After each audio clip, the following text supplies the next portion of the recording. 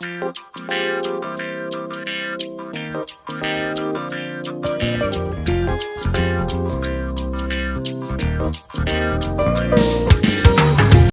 संसार के लोगों, आप सब किस समय का इंतज़ार कर रहे हैं?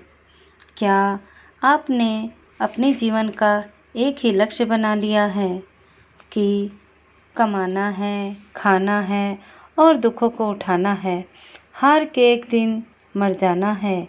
क्या यही आपका जीवन है? क्या ईश्वर ने तुम्हें इसीलिए मानव योनि दिया था? क्या तुम सभी भूल चुके हो कि तुम कौन हो और कहाँ से आए हो? तुमने ईश्वर से क्या वादा किया था? तुम्हें अपना ये जीवन अपने कर्मों द्वारा नहीं मिला है। ईश्वर को तुम पर दया आई और उन्होंने तुम्हारी आत्मा से पूछा कि क्या यदि मैं तुम्हें मानव योनि दे दूं, तो क्या तुम अपनी आत्मा का उद्धार करोगे?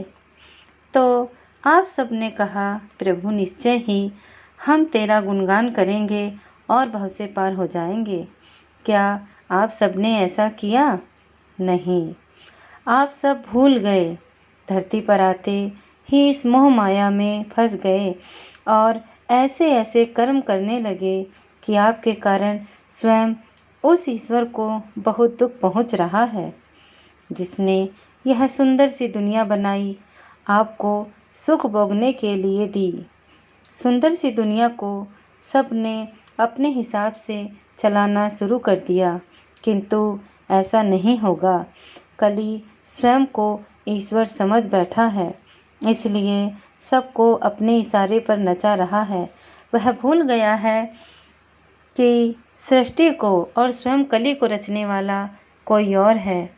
कली के पाप के कारण धरती डोल रही है, गंगा अपवित्र हो चुकी है, हवाएं दूषित हो गई हैं, मानव इतना पापी हो चुका है कि मानवता खत्म हो चुकी है। दया, धर्म, संस्कार कुछ भी नहीं बचा है। पूजा पाठ सब ढोंग बन गया है। जितना कहूँ उतना कम है। हर देश अपने आप को महान ही नहीं, पूरी धरती का राजा समझने लगा है। आपको क्या लगता है, यह सब वह ईश्वर जिसने इस सृष्टि को रचा वह नहीं देख रहा है? उन्होंने इस धरती की सुरक्षा तथा मानव कल्याण के लिए देवी देवताओं को धरती पर भेजा।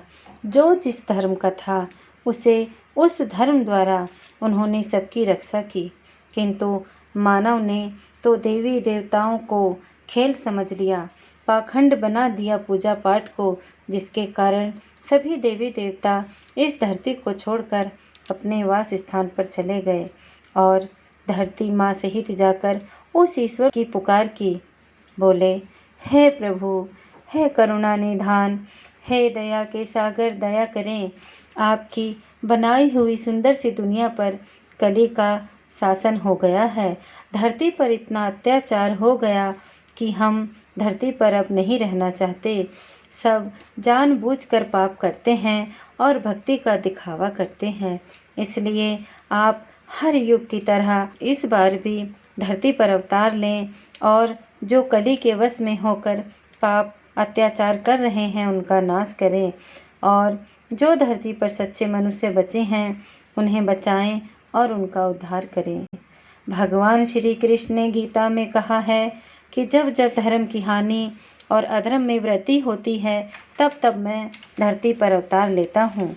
क्या आपको नहीं लगता कि वह समय आ चुका है?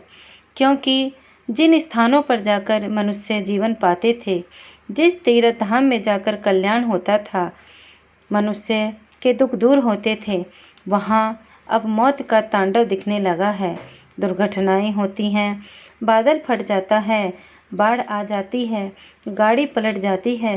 कोरोना जैसी महामारी में ईश्वर ने स्पष्ट दिखा दिया कि ईश्वर से बड़ा कोई नहीं है। ना कोई देश, ना विदेश, ना डॉक्टर और ना ही देवी देवता। मंदिर, मस्जिद, चर्च, गुरुद्वारे में तो ताला ही लगा दिया, क्योंकि देवी देवता अपना स्थान छोड़ चुके हैं। बड़े से बड़े देशों ने डॉक्टरों ने इन महामारियों के आगे घुटने टेक दिए। सारे मेडिकल साइंस का घमंड तोड़ दिया उस ईश्वर ने। फिर भी मानव अहंकार में डूबा है, इसलिए वह अब पापियों पर दया नहीं करेंगे।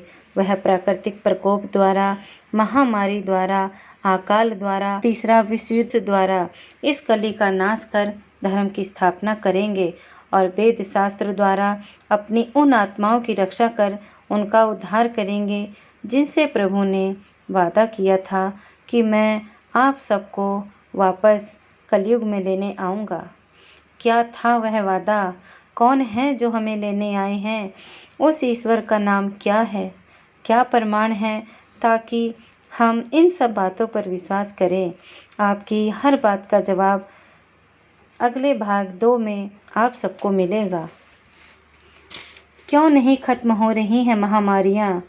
क्यों तीसरा विश्व युद्ध शुरू होने जा रहा है? क्यों धर्म के ऊपर दंगे हो रहे हैं? क्या कलयुग का अंत होने वाला है? जानिए, मेरा उद्देश्य आप सबको महाविनाश से निकाल कर जीवन दिलाने का है और आप सब इन महामारियों से, कली के प्रभाव से कैसे बचेंगे, मैं यही मार्ग आप सबको दिखाना चाहती हूँ। तो क्या आपको जीवन चाहिए? यदि हाँ, तो आप अपने कमेंट बॉक्स में लिखें और सबको शेयर करें। 18 पुराण द्वारा, बाइबल द्वारा, कुरान द्वारा तथा गीता द्वारा आपको प्रमाण दिया जाएगा। विश्वास ही सबसे बड़ी पूंजी है। विश्वास है तो जीवन है। वेद शास्त्र स्वयं ईश्वर द्वारा लिखे गए हैं। इनमें मनुष्य की कोई मिलावट नहीं है। यदि आपको जीवन चाहिए तो मेरी हर वीडियो को देखिए और शेयर करिए ताकि सबको जीवन मिले और सब जीवन का रास्ता जाने। धन्यवाद।